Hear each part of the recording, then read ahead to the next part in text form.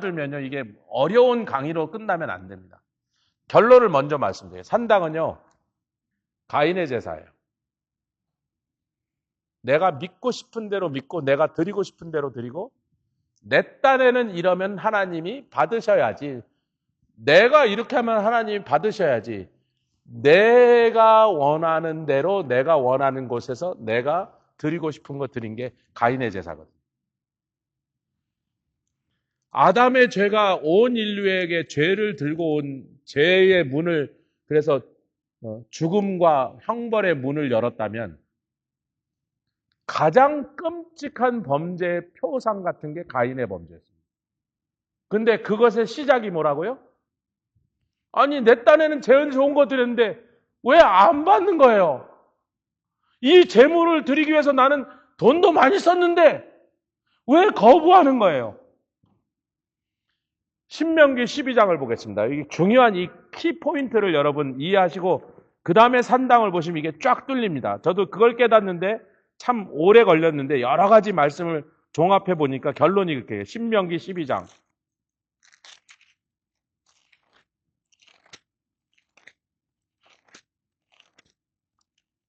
산당 제사는 뭐냐? 가인의 제사란 말이에요. 내가 원하는 곳에서 나에게 편리한 대로 내 딴에 이거면 하나님이 받으시겠지. 내가 결정한 거예요. 하나님 받으시라고, 좋은 거 드렸으니 받으시라고. 근데 하나님께서 이 이스라엘에게 복과 저주를 선포하신 다음에 11장에, 신명기 11장에 복과 저주, 에발산 그리심산, 아멘. 에발산과 그리심산의 복과 저주, 찾지 마세요. 뭐 이미 다 알고 있는 얘기니까. 에발산과 그리심산의 11장에 복과 저주를 선포하신 다음에 그 다음에 복과 저주가 선포가 끝났으면 뭐예요? 율법을 지키라잖아요. 그 우리 생각엔 율법을 지키라가 제일 중요한 얘기일 것 같잖아요. 신명기가 처음부터 이 말씀을 앉아서도 강론하고 누워서도 강론하고 들락날락 강론하고 뭐 자전에게 할 거, 그게 제일 중요할 것 같은데 11장에 그 얘기를 했잖아요. 이 말씀대로 살면 복, 이 말씀대로 안 하면 저주. 우리는 율법대로 살면 복, 저주 이렇게 하고 그게 신명기 제일 중요할 거지만 12장에 전혀 다른 말씀이 납니다. 12장에 어디다 적어놨는데 뭐 넘겨가면서 보면 되죠. 여러분 12장에 택하라는 말이 몇 번이나 나오는지 한번 보십시오. 제일 먼저 5절에 나오죠. 이렇게 되어 있습니다. 오직 너희 하나님 여호와께서 자기 이름을 두시려고. 여러분 성전 건축할 때 성전 건축하는 용도, 성전이 무슨 용도라냐면 하나님의 이름을 두기 위해 성전을 지었다.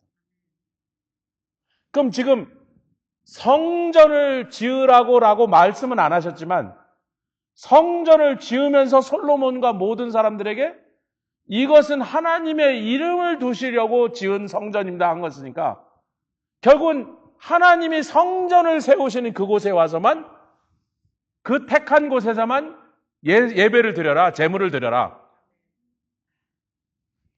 그리고선 계속 그 얘기를 반복합니다. 이 짧은 12장 안에 몇 번을 반복하냐, 뭐 여러 번 있는데 제가 볼펜으로 안 그어서 11절에 시작.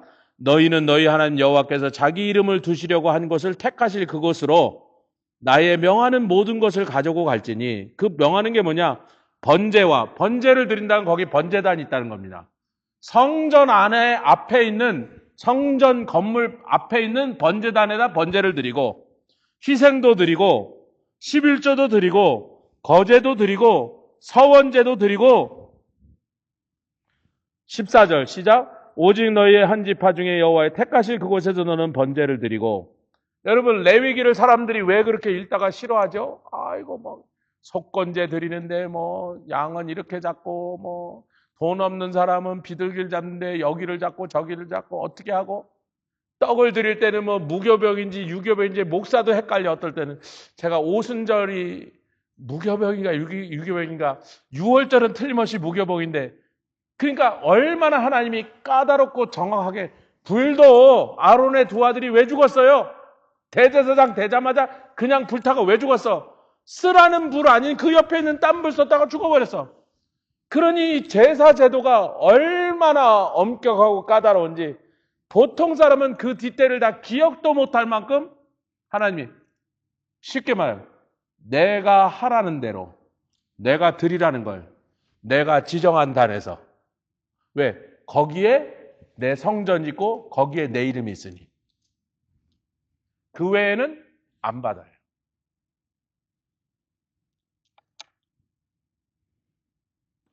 내가 택한 곳에서.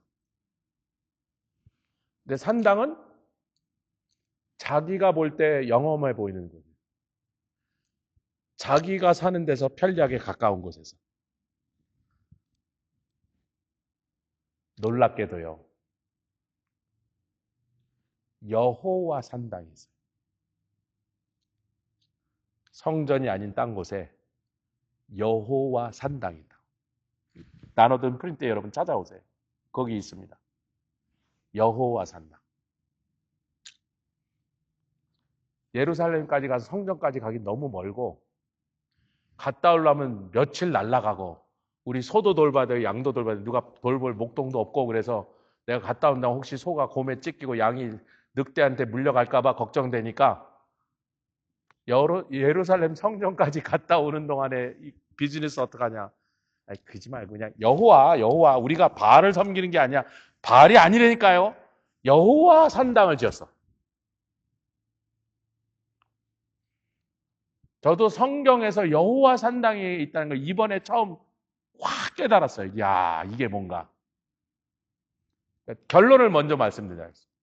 여기 읽어보시면 제가 왜 그런 결론에 도달했는지를 여러분도 찾을 수 있어요. 왜 산당을 하나님이 그렇게 미워하시고 산당을 때려부수지 않은 왕들을 통하여서는 절대로 그때 그 백성들에게 마음껏 축복하지 않으셨고, 산당 때려부신 왕들을 왜 그렇게 하나님이 이뻐하시고 기뻐하셨는가? 그것의 원형은 가인의 제사더라. 내 생각에 이런 거 드리면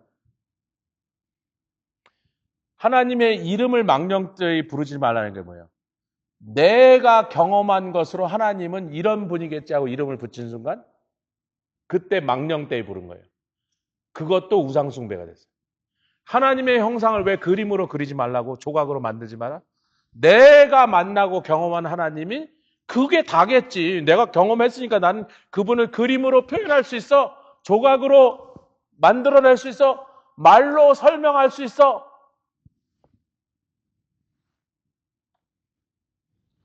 산당 제사는 가인의 제사. 이렇게 일단 여러분 공식처럼. 반대로 우상숭배는 뭐냐? 우상숭배는 뭐냐? 여러분 근본적으로 우상숭배와 산당이 다른 거죠.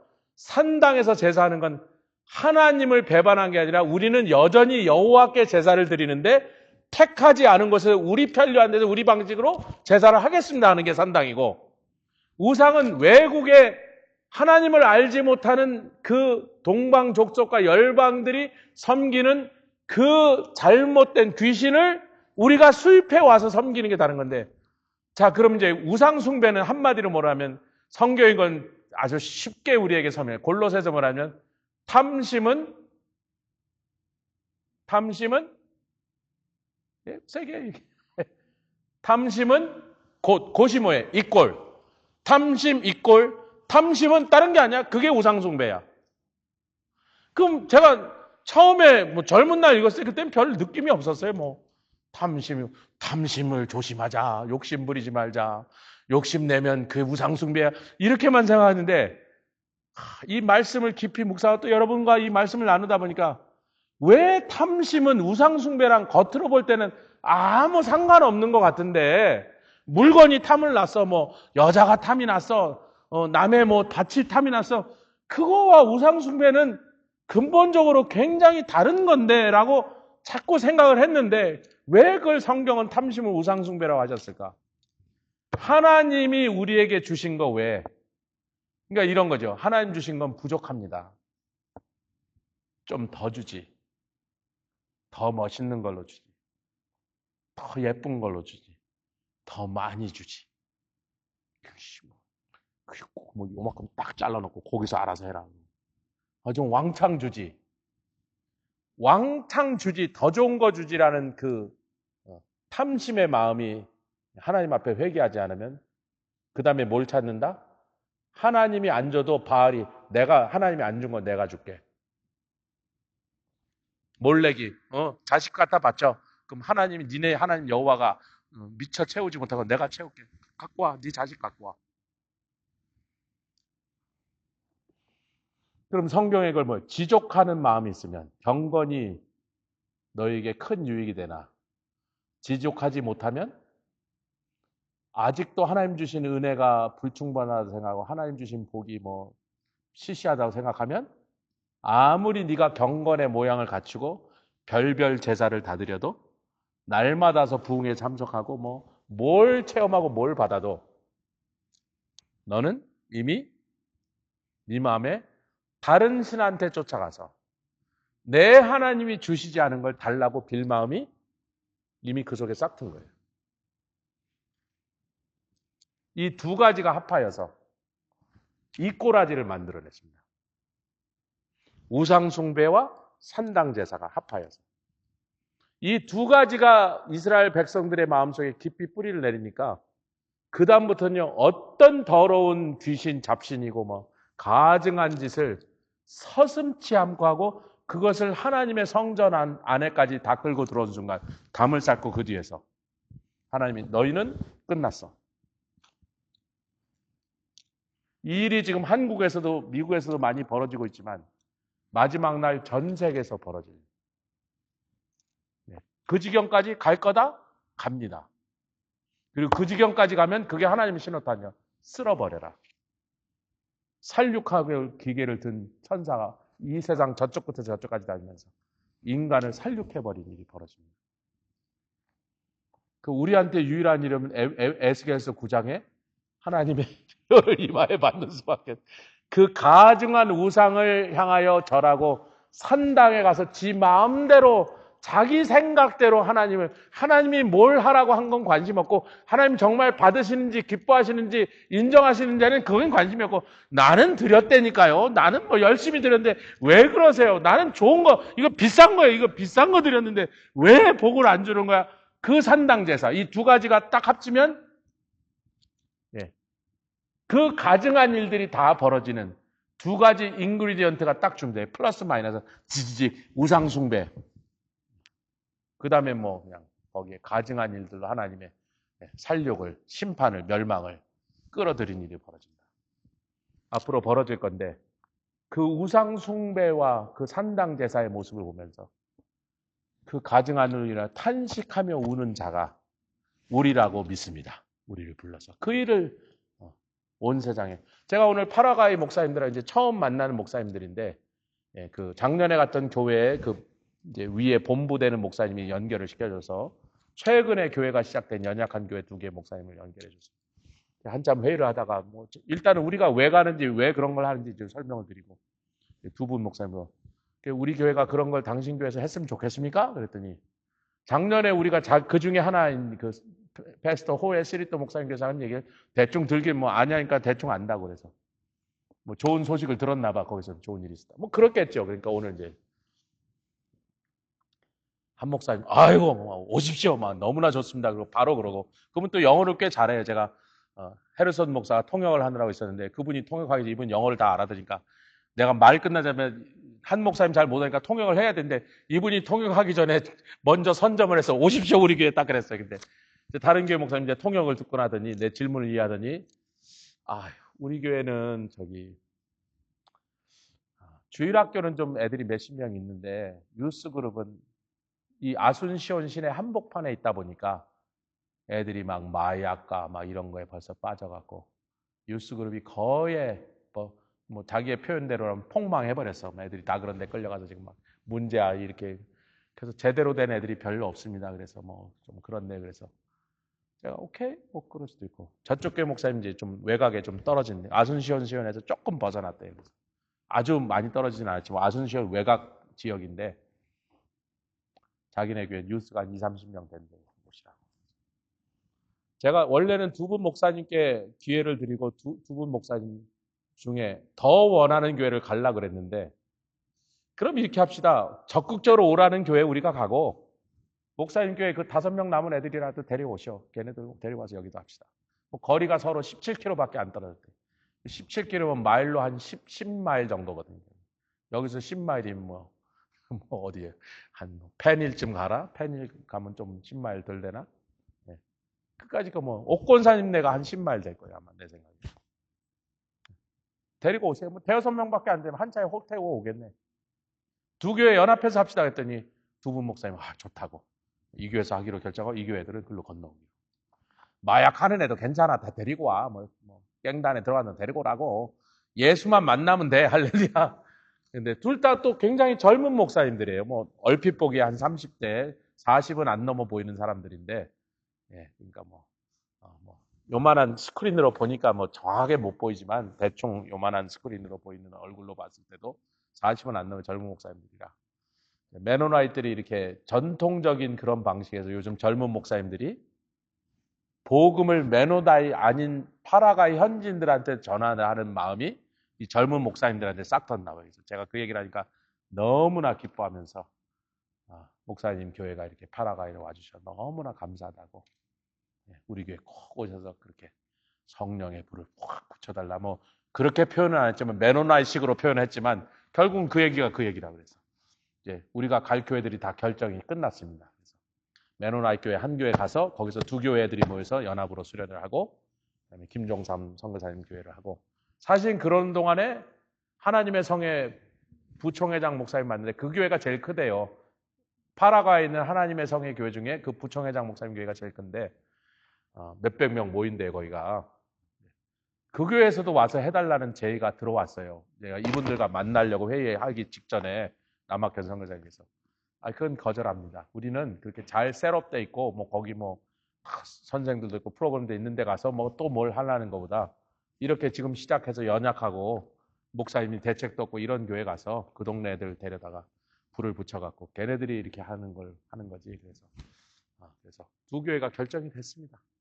그래서 결국은 세 교회를 두 군데서 하는 셈이 됐는데 그렇게 하고 이제 목회자 컨퍼런스 하는 것들은 이제 또 준비 작업이 지금 시작됐으니까 여러분 기도해 주시면 좋겠습니다. 이제 교회 이름이나 이런 것들 제가 다 받아갖고 교회 이름은 아직까지 제대로 못 들었는데 그 이름 받고 정확한 이제 인포메이션들 받아갖고 이제 디테일 의논하면서 우리 교회가 그분들 교회 이름들도 붙잡고 같이 기도하면서 선교를 하면 좋겠다. 하여튼 우상 숭배가 뭐냐? 하나님이 주신 거에 기분 나빠. 좀 더 주시지. 기왕이면 좀 더 나은 거 주지. 뭐 쨍쨍하게. 그러면 이제 반드시 다른 우상한테 가서 우리 하나님 좀 쫀쫀하시네요. 인색하시네. 뭐 왕창 주면 좋을 텐데 그렇게 꼽을 쳐서 이렇게 주니까 내가 당신 앞에 가서 절할 테니까 주겠냐고. 오라 그러죠. 예. 그게 우상 숭배의 정체란 말이지. 산당은 가인의 제사. 내 딴에는 그러면 되겠다.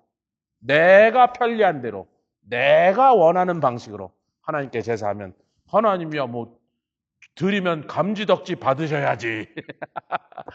내 딴에 제일 좋은 거였는데 왜 안 받겠다는가? 그 가인이 그래서 격분을 해서 동생을 때려주겠잖아요. 내 딴에 제일 좋은 거 줬는데 왜 안 받고 난리냐고.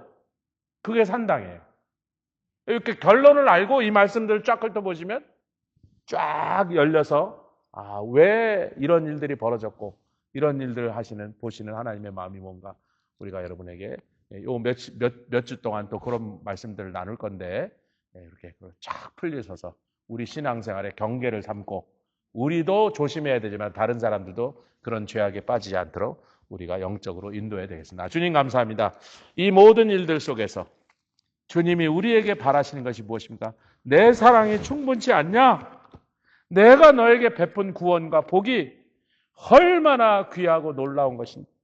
내 아들을 제물로 드려서 너희에게 허락한 이것들이 너희를 어찌하여 만족스럽지 못하게 하느냐? 이것이 충분치 않느냐?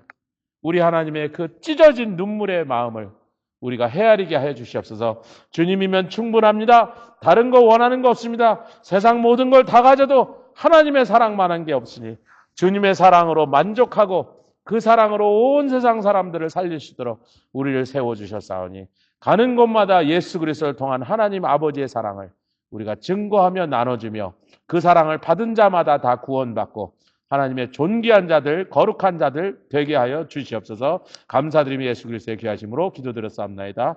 아멘. 할렐루야. 하나님